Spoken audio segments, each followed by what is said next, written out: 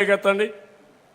సంజీవని గురించి ఓకే, ఎంతమంది మీరు ఇంతవరకు ఫోన్లు చేసి అపాయింట్మెంట్ ఫిక్స్ చేసుకోవడం కానీ వాళ్ళు ఇచ్చిన మెడికల్ అంతా కూడా ఫాలో కావడం ఎంతమంది చేస్తున్నారు? చేలిపైకి ఎత్తండి. ఓకే, ఇంకా తక్కువ ఉన్నారు. మీరు ఆరోగ్యంగా ఉండాలని, సంపూర్ణ ఆరోగ్యంగా ఉండాలని నేను కోరుకుంటున్నా. హాస్పిటల్కి పోవాలని నా కోరిక లేదు. ఒకవేళ హాస్పిటల్కి పోతే మీరు తినేది కెమికల్సే.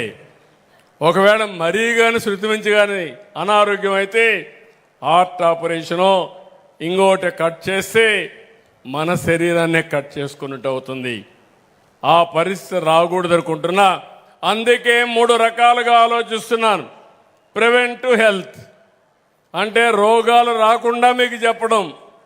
2, మీకు ఏదైనా సమస్య వస్తే ఆ సమస్య ఎప్పటికప్పుడు చెప్పి మెరుగైన మందులు, అదే మరిగా దాన్ని రాకుండా ఉండాలంటే ఏం చేయాలని తిండి, అదే సమయంలో మీ లైఫ్ స్టైల్. నేను ఎన్ని చెప్పినా సాయంత్రం 4 క్వార్టర్లు మందు వేసుకుంటే నేను చెప్పిన మందు పనిచేయదు. అలాంటి సమస్యలు కూడా ఉంటాయి. లేకపోతే రాత్రింబగుళ్ళు తిరుగుతూ ఉంటే సరైన పూటకు భోజనం చేయకపోతే నేను చెప్పింది పనిచేయదు. అదే మరి ఇంకొక పక్కన అన్నెసరిగా హాస్పిటల్కి రావాల్సిన పని లేదు. మీ ఇంటి దగ్గరనే మీరుండి అవసరమైనప్పుడు డాక్టర్ మీ ఇంటికే రావడం కానీ అంబులెన్స్ పంపించి అంబులెన్స్ ద్వారా అర్ధగంట ముందు మీకు పికప్ చేయడం. 26 సంవత్సరంలో ఎయిర్ అంబులెన్స్ వస్తుంది, డ్రోన్ అంబులెన్స్ వస్తుంది. మీ హాస్పిటల్లో, మీ ఇంట్లో, మీ రోడ్లో ఎక్కడైనా యాక్సిడెంట్ అయితే నేరుగా డ్రోన్ అంబులెన్స్ వచ్చి మిమ్మల్ని ఎక్కించుకొని ఏ హాస్పిటల్కి కావాలంటే ఆ హాస్పిటల్ తీసుకుపోయి మీకు ట్రీట్మెంట్ ఇచ్చే ఏర్పాట్లు చేస్తున్నాం. ఇవన్నీ కూడా ఊహాజనితంగా ఉంటాయి, బట్ సాధ్యం. ప్రయోగాలు జరిగాయి, ఉన్నాయి. రాబోయే రోజుల్లో ఇవన్నీ చేయబోతున్నాం. మీలో కానీ అలాంటి ఆలోచన వస్తే నేను చెప్పిందంతా కూడా మీరు దీన్ని అమలు చేయగలిగితే బ్రహ్మాండమైన ఫలితాలు వస్తాయి. ఈరోజు ఇక్కడ మేము చూస్తున్నాను కేర్ అండ్ గ్రో. మన పిల్లలు చిన్నప్పుడు కొన్ని డెఫిషియన్సీస్ ఉంటాయి. ఆ సమయంలో మనం దాన్ని అశ్రద్ధ చేస్తే ఆ పిల్లలు మూగ పిల్లలుగానో లేకుంటే కొన్ని సమస్యలు వచ్చి జీవితాంతం సఫర్ అయి మనకు సమాజానికి ఉపయోగపడే పరిస్థితి ఉండదు. ఆ సమయంలో మనం కరెక్ట్ చేస్తే చాలా వరకు ప్రయోజకులుగా తయారవుతారు. ఆ పని కూడా చేస్తున్నాం. ఇంకో పక్కన పాపులేషన్ మేనేజ్మెంట్ మన నియోజకవర్గం నుంచే స్టార్ట్ చేస్తున్నాం. అది కూడా మీరు గుర్తుపెట్టుకోవాలి. ఒకప్పుడు నేను ఫ్యామిలీ ప్లానింగ్ మాట్లాడాను. 2 పిల్లల కంటే ఎక్కువ మంది ఉంటే స్థానిక సంస్థల్లో పోటీకి అనర్హులు మాట్లాడాను. ఇప్పుడు మళ్ళా నేనే మాట్లాడుతున్నాను. 2 కంటే తక్కువ పిల్లలుంటే పోటీకి అర్హత లేదని మరొకసారి మీ అందరికీ విజ్ఞప్తి చేస్తున్నా. ఆ స్థాయికి వచ్చాం. మనం పనిచేసేది మెషిన్ల కోసరం కాదు, చెట్ల కోసరం కాదు, మనుషుల కోసరం. అసలు మనుషులే లేకపోతే ఎవరి కోసరం పనిచేస్తామని అడుగుతున్నా మిమ్మల్ని. దానికి కూడా చెప్తాను, కొన్ని దేశాలు నిర్వీర్యం అయిపోతున్నాయి. కొన్ని సంవత్సరాల తర్వాత ఆ దేశంలో ఇప్పుడుండే జనాభాలో గణనీయంగా తగ్గిపోయే పరిస్థితి వస్తూ ఉంది. వాళ్ళకు కూడా మనం సహాయం చేసే పరిస్థితికి వస్తాం. అయితే నేను మిమ్మల్ని కోరేది కుప్పం నుంచే ప్రారంభం కావాలి. ప్రతి ఒక్క కప్పులు 2 కంటే ఎక్కువ పిల్లలు కనే దీనికి రావాలి. కొంతమంది ఇప్పుడు కూడా నిలబెడుతున్నారు, కొంతమంది ఎందుకో కానీ ముందుకు రావడం లేదు. అంటే డబ్బులు వచ్చిన వాళ్ళలో స్వార్థం పెరుగుతూ ఉంది. ఇంకా ఒక రకంగా ఉండేవాళ్ళు అయితే ఆలోచిస్తున్నారు. ఈరోజు దక్షిణ భారతదేశం ఈ యొక్క ఏజింగ్ ప్రాబ్లంలో ఉంది. కేరళ నెంబర్ 1, దాని తర్వాత తమిళనాడు, దాని తర్వాత హిమాచల్ ప్రదేశ్, దాని తర్వాత ఆంధ్రప్రదేశ్, మన తర్వాతనే కర్ణాటక, తెలంగాణ. ఇప్పుడు అందుకే నేను పిలిపిస్తున్న, ముందు జాగ్రత్త పడకపోతే మనం కూడా మొత్తం నష్టపోతాం. అందుకే దీన్ని కూడా నేను తీసుకుంటున్నాను. ఇంకో పక్కన మౌలిక వసతులు, స్ట్రీట్ లైట్స్ వేసాం, ఎక్కడికక్కడ రోడ్లన్నీ బాగు చేస్తున్నాం. ఇంటిపైనే కరెంటు ఉత్పత్తి చేయడానికి సోలార్కి అందరికీ దగ్గర 8,000 మంది ఎస్సీ ఎస్టీలకు ఉచితంగా పెట్టిస్తున్నాం. మీటర్లు పెడుతున్నాం, స్వాపింగ్ పెడుతున్నాం. ఎప్పుడు కరెంటు కావాలని తీసుకోవచ్చు, అదనంగా ఉత్పత్తి చేసి ఇచ్చే ఏర్పాట్లు చేస్తున్నాం. ఇంకో పక్కన సబ్ స్టేషన్లోనే కరెంటు ఉత్పత్తి చేసి ఎక్కడికక్కడ కరెంటు సర్ప్లస్ చేసుకుంటూ ముందుకు పోతాం. ఇంకో పక్క అన్ని ఇళ్లలో డోర్ టు డోర్ చెత్త కలెక్షన్, 114 ఎలక్ట్రికల్ ఆటోలు పెట్టాం. 3 సిఎన్జి కంపాక్టర్స్ వినియోగిస్తున్నాం. నెట్ జీరో కాన్సెప్ట్గా ఐఐటి కాన్పూర్ వర్కౌట్ చేస్తున్నారు. జీరో ల్యాండ్ ఫిల్లింగ్ కాన్స్టిట్యున్సీగా మనం తయారవుతుంది. నేను అడుగుతున్నా, మీ ఇండ్లకి ప్రతిరోజు వచ్చి చెత్త కలెక్ట్ చేస్తున్నారా అని అడుగుతున్నా. అనుకున్న ప్రకారం చేస్తున్నారంటే చేలు పైకెత్తండి. చాలా సంతోషం. మీరు నీతిగా సమాధానం చెప్తే నాకు కూడా కొండంత బలం. చేయన వాళ్ళ భరతం పడతా, చేసిన వాళ్ళని అభినందిస్తా. దీనివల్ల మన గ్రామాలు పరిశుభ్రంగా ఉంటాయి. సిమెంట్ రోడ్లు వేసుకుంటున్నాం. మురికి కాలువలన్నీ కూడా అండర్ గ్రౌండ్ పెడతాం. దీనివల్ల ఎక్కడ మురుగు కనపడదు. మురికి కాలువల్లో వచ్చే నీళ్లు కూడా ట్రీట్మెంట్ ఇస్తాం. ఇంకో పక్కన ఎక్కడికక్కడ సిమెంట్ రోడ్లు ఉంటాయి. ఎక్కడికక్కడ చెత్త అంతా కూడా తీసుకెళ్ళి కొత్తగా స్వచ్ఛ రథాలు మీ గ్రామానికి పంపిస్తున్నా.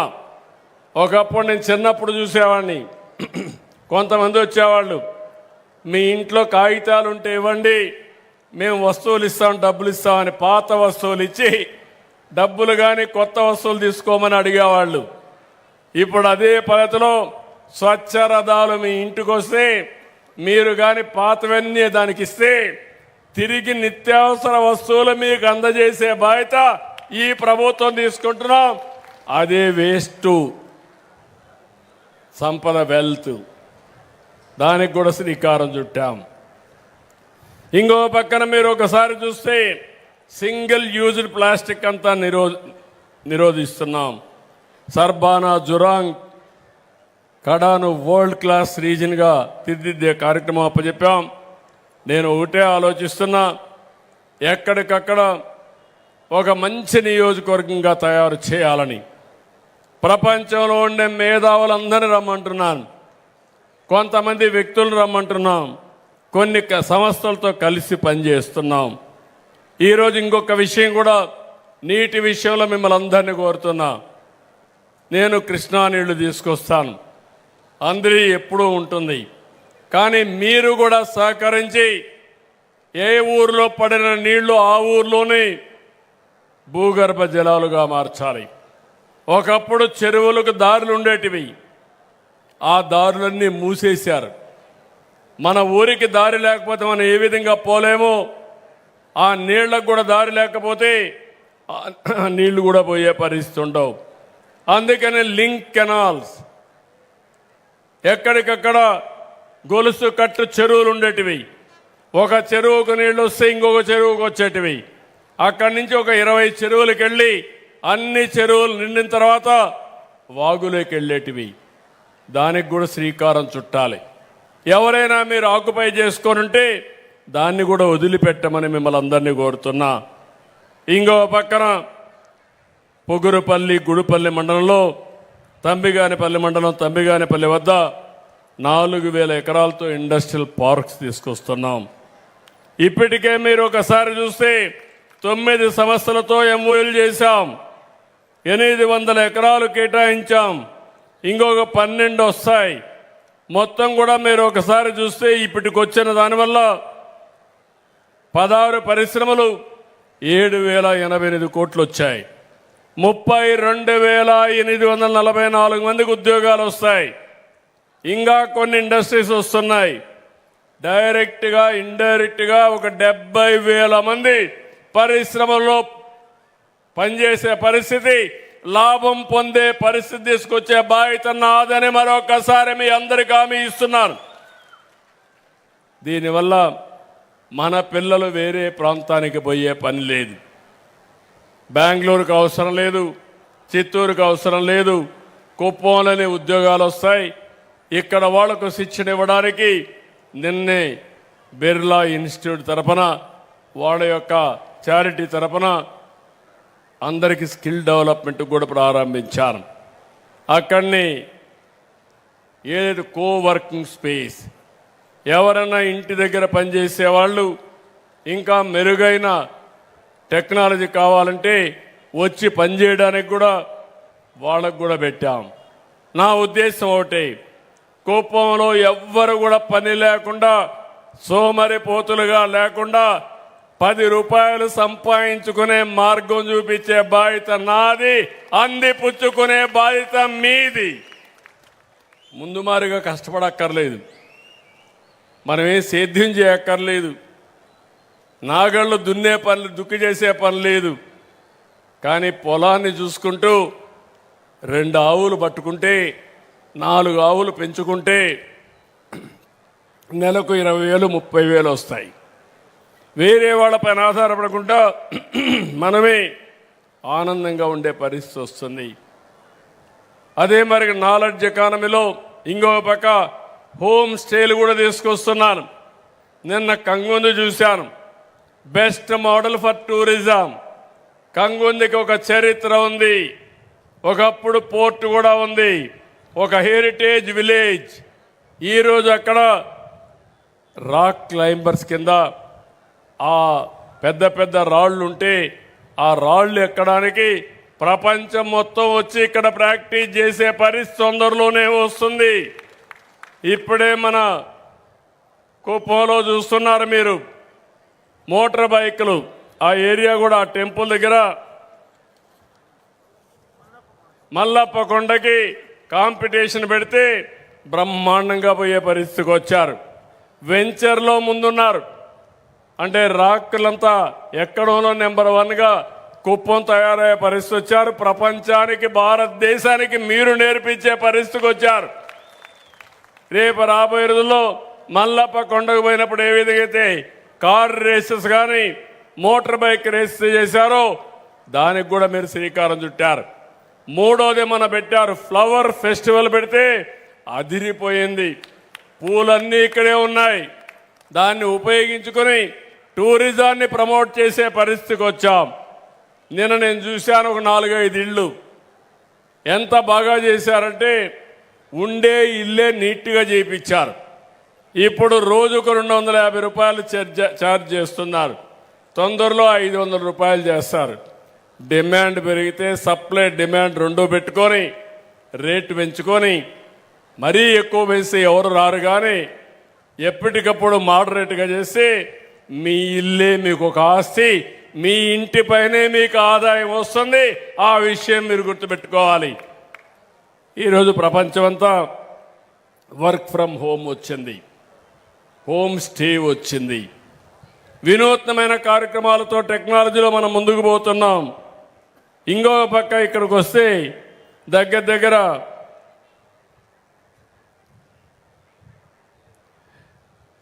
ఈ సీజన్లో ఎస్హెచ్జి గ్రూపులంతా కలిసి 3,000 ఆవులు కొనుక్కున్నారు, 15 కోట్ల రూపాయలు ఖర్చు పెట్టి.